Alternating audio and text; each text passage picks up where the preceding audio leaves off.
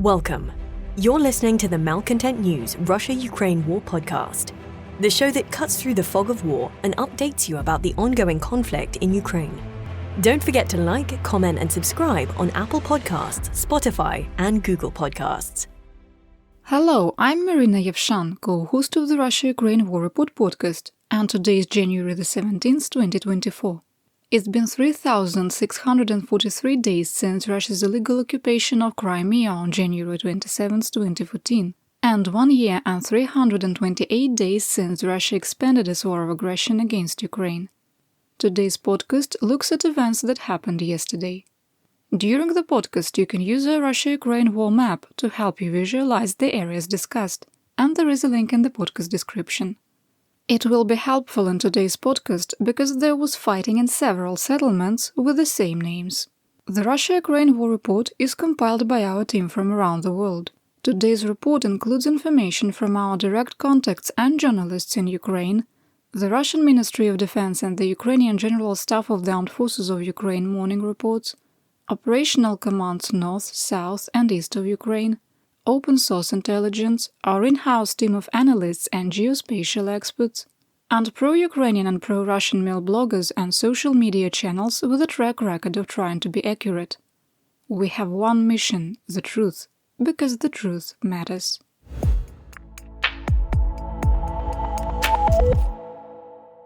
Let's start with the daily assessment. There are no changes from yesterday, so if you want to skip ahead, you won't hurt my feelings, because I won't even know. 1. Due to the shoot-down of a Russian A-50U AWACS aircraft, we assess there is an increased risk of so-called punitive missile strikes against Ukraine, targeting civilians and civilian infrastructure over the next 24 hours.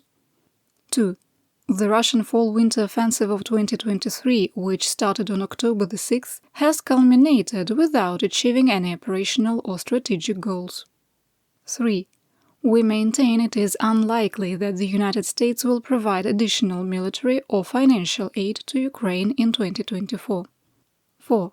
The continued impasse in the United States Congress to provide additional military aid to Ukraine and the passive response to Russian kinetic and hybrid aggression is contributing to Russia's expanding axis with North Korea and Iran and global hybrid warfare. 5.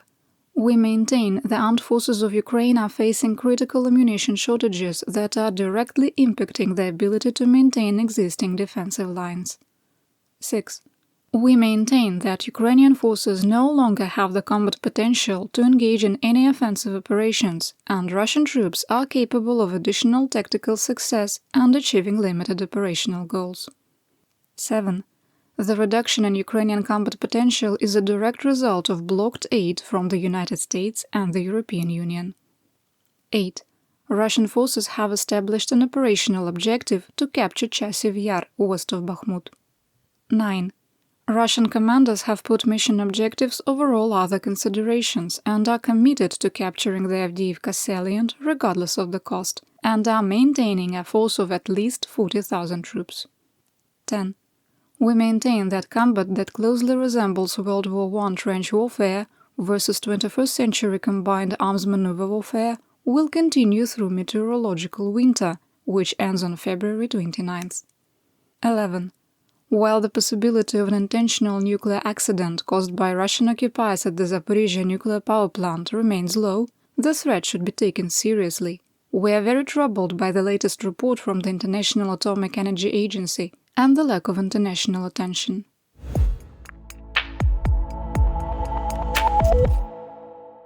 We begin in Kharkiv and Luhansk.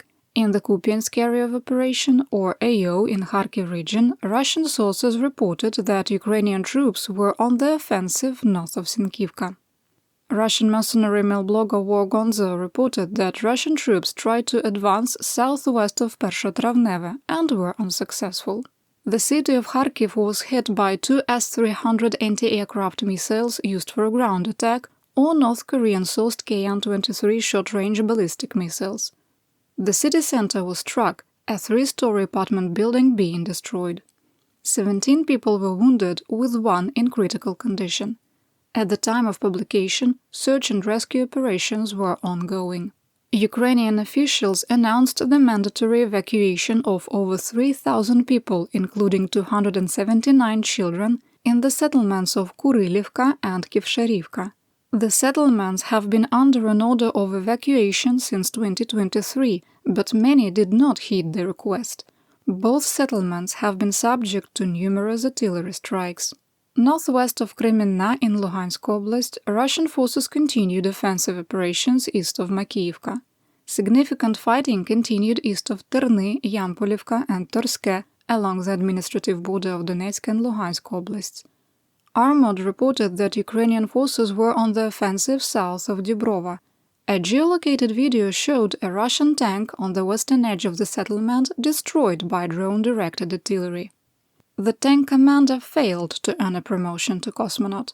We link to the video in our daily situation report, and there is more information in the podcast description. In the Lysychanskoye, fighting continued east of Bilohorivka, with no change in the situation.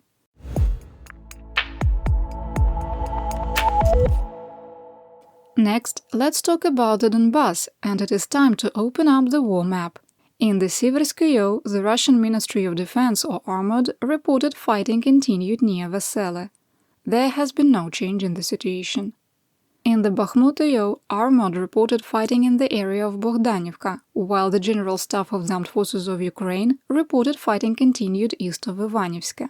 On January 15th, in the Klishchiivka, Russian forces launched a significant attack northwest of Klishchiivka, with up to a company of motor infantry supported by tanks. Drone video showed Russian forces suffered heavy losses and were forced to retreat to poorly constructed defensive positions, where Ukrainian drones and mortars continued to attack them. Fighting also continued east of Andriivka, with no change in the situation. Ukrainian forces continued to hold their defensive lines in southwest Donetsk and inflicted heavy losses north of Avdiivka. On the north flank of the Avdiivka, Russian forces continued attempts to advance along the railroad grade southeast of Novobakhmutivka and east of Stepove, without success. North of Avdiivka, Russian troops attempted a three-pronged offensive from southeast of the Tereken, the dam northeast of Dachas, and east of Vesele. That's a small village on the southern flank of the Krasnohorivka plateau. The attack involved up to a battalion of troops, with the main thrust coming from Novoselivka Druga. Russian forces suffered catastrophic losses, with a company of mechanized infantry destroyed before reaching the eastern edge of Vesele. All of the attacks were repulsed, and based on the new open-source intelligence, we adjusted the line of conflict, or LOC, north into the village of Vesele, due to it being unoccupied. The grey area was unchanged. Ukrainian White Helmets evacuated 5 people from Avdiivka, some as close as 500 meters to the forwardmost line of friendly troops. The evacuations reconfirm that the ground lines of communication, that's GLOC or supply lines, into Avdiivka remain stable. On the southern flank, there was only positional fighting in the areas of Pervomaiske and Nevelske. In the Marinka, Russian forces advanced in the direction of Krasnohorivka from Marinka, occupying the mineshaft complex. This area has been contested for a year, with control switching between the combatants. This is a different Krasnohorivka from the one near Avdiivka. Fighting continued east of Georgiivka and on the southern edge of Marinka in the direction of Pobeda. There has been no change in the situation. In the Vuhledar, Russian troops, supported by the Aerospace Forces, or VKS, launched 16 separate attacks on Novomykhailivka, without success. Ukrainian sources reported that Russia has shifted its attacks further south, trying to advance from Solodke in the direction of Vodyane. That's the one close to Vuhledar. Armod also reported fighting was ongoing in the area of Volodymyrivka, southwest of Solodke. In our assessment, these are probing attacks, looking for weak spots in the Ukrainian defensive lines.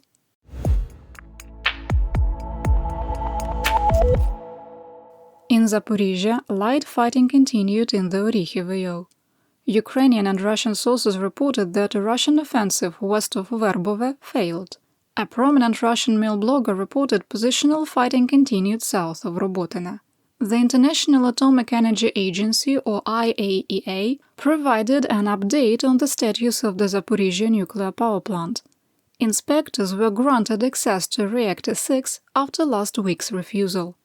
While the IAEA team was present, Russian occupiers transferred the operation of cooling pumps for the spent fuel pond from one safety circuit to another. Inspectors were also granted access to parts of turbine hall 6, but remain blocked from seeing all areas. During a walkthrough of the safety room, the team noted boric acid leaks continued in 3 areas. Boric acid is added to the primary cooling sockets as an additional safety measure.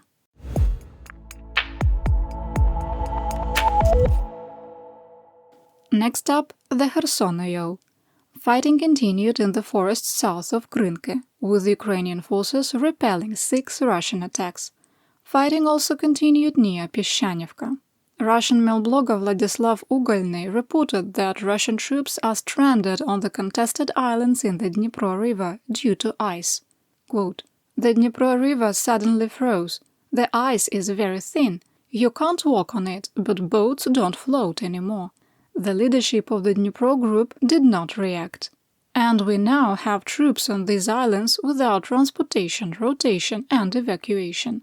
I quote my friend, "The Marines decided to take one wounded from the island and they had to carry the boat across the ice right to the middle of the river.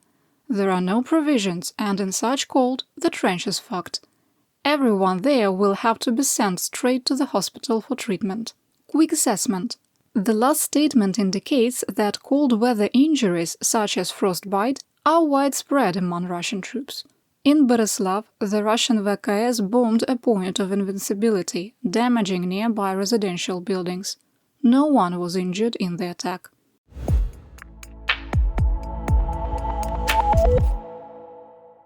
Here is the update for the Russian front. In the Belgorod region, 2 Ukrainian drones were shot down, with damage reported to residential buildings and area power outages caused by falling debris. The news agency Moscow Times reported that 43 of the 85 districts in Russia are suffering from the loss of heat, electricity, water, sewer, or a combination. A report in 2021 concluded that the civil infrastructure in Russia, mostly built during the Soviet era, was reaching the end of its useful life. Despite the known issues, Russia's move to a war economy resulted in a 50% reduction in the federal budget from 2024 to 2026 to service utility infrastructure.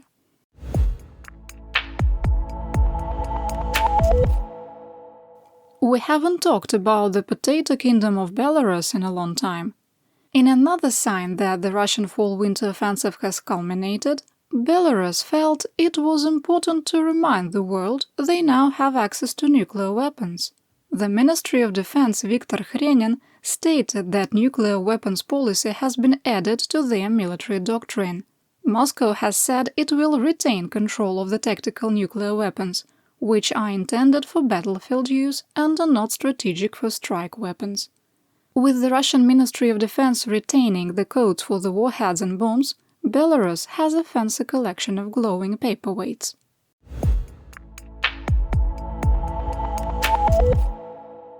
Let's talk about theater-wide events, and there is a lot to cover.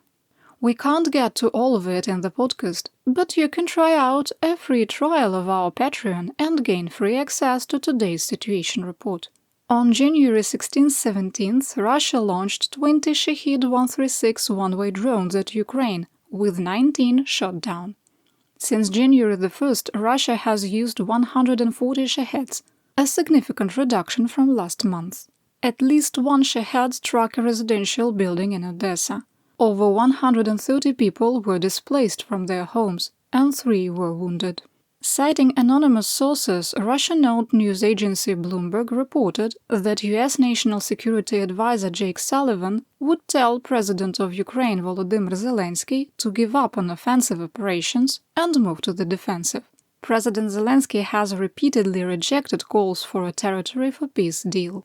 Speaking to the mayors of Russian cities, Russian President Vladimir Putin said that Ukraine's peace formula is unviable. If Kyiv had not withdrawn from negotiations in 2022, the war in Ukraine would have ended long ago. My assessment through clenched teeth. Deep breath, Marina. I'm not going to let Putin rewrite history. After the retreat from Kyiv, Chernihiv, Sumy and Kharkiv in March 2022, Russia rejected negotiations, maintaining its unyielding stance. From April to mid-May, Russian troops killed between 25,000 and 100,000 in Mariupol and continued to threaten Odessa with a naval landing, while the world was horrified by the Bucha massacre. By April 10th, military operations to capture all of Luhansk and Donetsk regions were in full swing, with Russian forces destroying the settlements and cities of Popasna, Rubizhne, Severodonetsk, Lysychansk and Izum, while wiping dozens of villages off the map. There was no desire from Moscow to negotiate peace in 2022, or in 2014, or ever. Moving on. The Ministry of Foreign Affairs of Russia criticized ongoing meetings about the Ukrainian peace plan in Davos, Switzerland. Quote, "A truly comprehensive, fair and sustainable peace settlement is only possible by returning Ukraine to the origins of its statehood, a neutral, non-aligned and nuclear-free status with full respect for the rights and freedoms of citizens of all nationalities living on its territory." Unquote. I have a feeling I can't let go. Are they describing pre-war Ukraine? Let me remind the world, our neutrality and nuclear-free status failed to prevent Russian brutal invasion. And yes, a peace that requires Ukraine to be a rump state to Moscow like Belarus is definitely coming from a willingness to negotiate.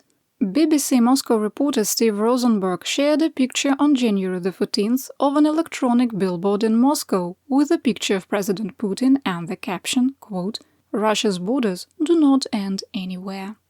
We'll link to the picture in our daily situation report. As Vlad says, all we want is peace. Peace. P-I-E-C-E. A little piece of Ukraine, a little piece of Moldova, a little piece of Latvia, a sliver of Poland, a nice slice of Estonia, a piece of Lithuania. And even thus they are lying, because pieces are not enough, they want it all. Retired US General Ben Hodges said that Russia has no interest in negotiations. Quote, "He doesn't have to worry about what the Russians think, because he's not involved in any legitimate elections. He doesn't have to worry about the media challenging him. I think he knows that his political future is tied to the success of the fight against Ukraine. So he will spend as many Russian lives as it takes to do whatever he needs." Unquote. The United Nations will provide Ukraine with $4.2 billion in humanitarian aid in 2024. The aid will be distributed to up to 8.5 million people in free Ukraine and another 2.3 million to those who are living abroad. Pressure is building on the United States to provide Ukraine with additional military aid, with a growing list of world leaders indirectly calling out Washington. The Minister of Foreign Affairs of Ukraine, Dmytro Kuleba, told the US news agency ABC News that time is running out for Congress to vote for additional military aid for Ukraine. Quote, "If the West is not able to stop Russia in Ukraine, who else is it able to stop in other parts of the world? Even if we run out of weapons, we will fight with shovels, because what is at stake here for Ukraine is the existence of this nation." Unquote. President of the European Commission Ursula von der Leyen called for additional military support. Quote, "Ukraine can prevail in this war, but we must continue to empower their resistance. They need a sufficient and sustained supply of weapons to defend Ukraine and regain its rightful territory." Unquote. Minister of Defense of the United Kingdom Grant Shapps said that the Western world must move to a pre-war state. Speaking at Lancaster House, the minister said, quote, "We find ourselves at the dawn of a new era. The Berlin Wall a distant memory, and we have come full circle, moving from a post-war to a pre-war world. An age of idealism has been replaced by a period of hard-headed realism. We stand at this crossroads, whether to surrender to a sea of troubles or do everything we can to deter the danger. I believe that in reality it's no choice at all. To guarantee our freedoms, we must be prepared." Unquote. You're listening to the Malcontent News Russia-Ukraine War Podcast. Our team of journalists, researchers, and analysts is funded by readers, listeners, and viewers just like you. To support independent journalism, please consider becoming a patron. You can find us on patreon.com/malcontentnews. President of France Emmanuel Macron announced that Paris would provide another 40 Scalp cruise missiles and hundreds of bombs to Ukraine. He added that he would visit Kyiv in February and would sign a new security guarantee agreement similar to the one completed by the UK. The first two Leopard 2A4 main battle tanks of 14 that Denmark and Netherlands purchased last year have been restored and are ready to be sent to Ukraine. The Ministry of Defense of the Netherlands said that, based on the current schedule, the remaining 12 will be ready by summer. Latvia is working on building a coalition with 20 nations to provide Ukraine with thousands of drones in 2024.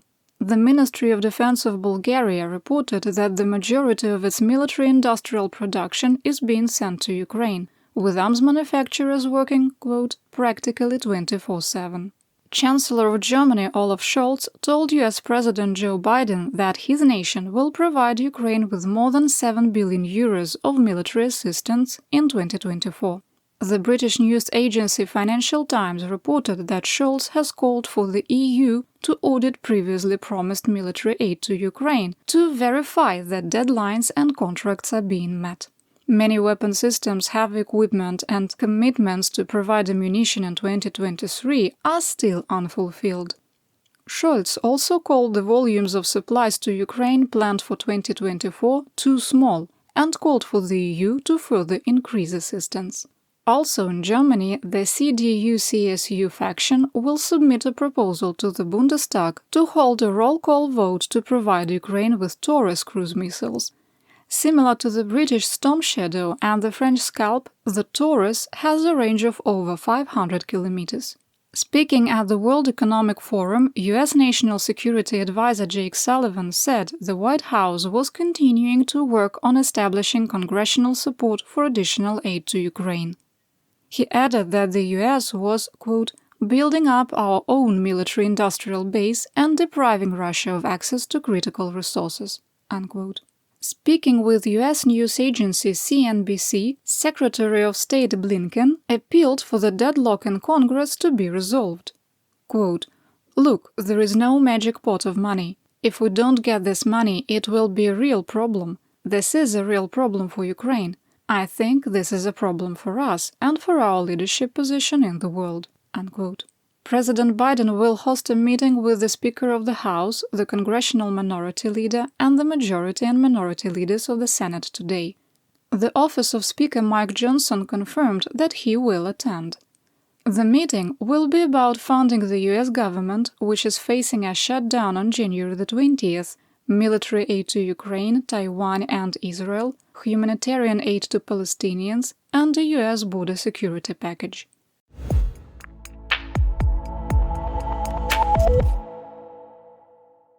What's happening in the land of Mobiks, Mobilization and Mir? Russian Colonel Sergei Volkov was sentenced to 6 years in prison for the authorization to produce and purchase Orel anti-drone systems to protect the Crimean Bridge.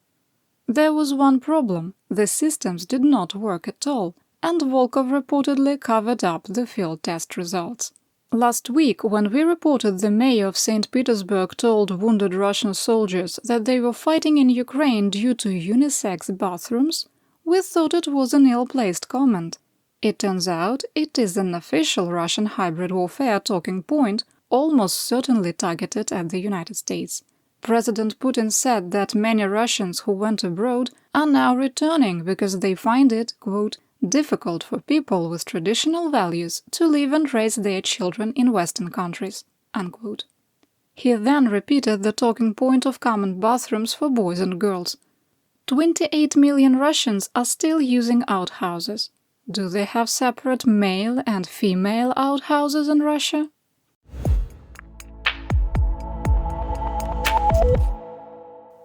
There was far too much activity to cover in detail about Putin's purge.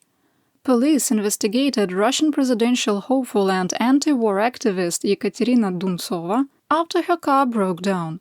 Local officials claimed she was stopped in an area where drug dealers operate. Drug dealers who follow traditional Russian values and only use gendered bathrooms. She was forced to take a drug test and was released when it came back negative. After spending 25 days in jail, rapper Nikolai Vasilyev passed a second physical at the military commissariat.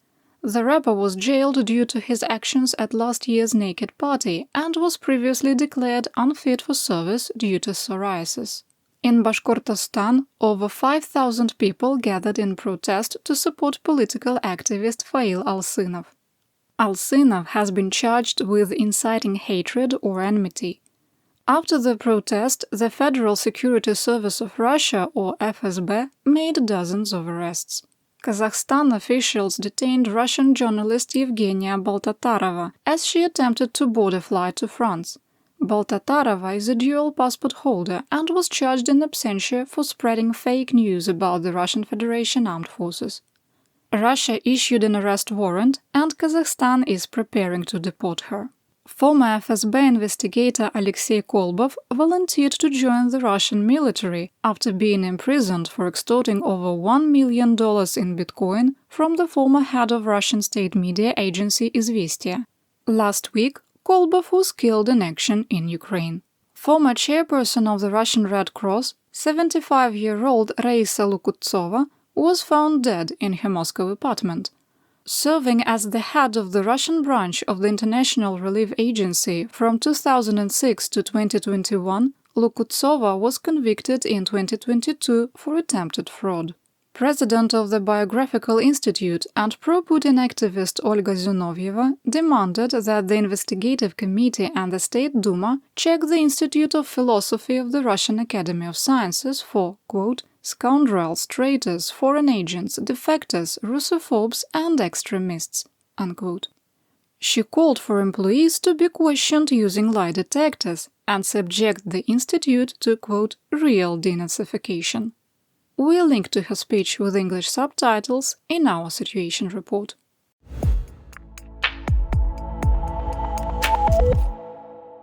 Finally, let's talk about geopolitics and economics. The Polish government reached an agreement with motor carriers to end the blockade at all Ukrainian border checkpoints through March 1st. At the time of publication, all border crossings were open. The Ministry of Agriculture of Romania and farm representatives also reached an agreement that cleared 2 border crossings that were blocked for the last 6 days. After gaining enough signatures to strip Hungary of its voting rights in the European Parliament, a vote will be held on January the 18th. After meeting with the Prime Minister of Hungary, Viktor Orban, Slovak Prime Minister Robert Fico said that his nation supports Hungary's effort to block 50 billion euros in aid to Ukraine, and hinted that his country might move to block the February the 1st vote to release up to 12.5 billion euros of aid to Kyiv. After winning the US Iowa caucus, former president and presidential candidate Donald Trump acknowledged Russian war crimes during a rambling speech. Quote, "Now you have all these deaths far greater than people think, numbers far greater than anyone could even imagine. You will know this in the coming years when they demolish these huge buildings in Ukraine. There, under the rubble, there are still thousands of people. It's so sad." Unquote. The Caspian Pipeline Consortium announced it suspended all oil shipments to Novorossiysk in Krasnodar Krai because of poor weather, port closures and a lack of storage capacity. Russian oil tankers bound for India have to transit the Suez Canal and the Red Sea. Because the tankers are part of a blockade-running shadow fleet, they sail with their transponders off. With many vessels transiting the Red Sea with transponders off or with fake IDs, Houthi rebels accidentally attacked 2 Russian tankers, one on December the 23rd and the second on January the 12th. Take all the time you need.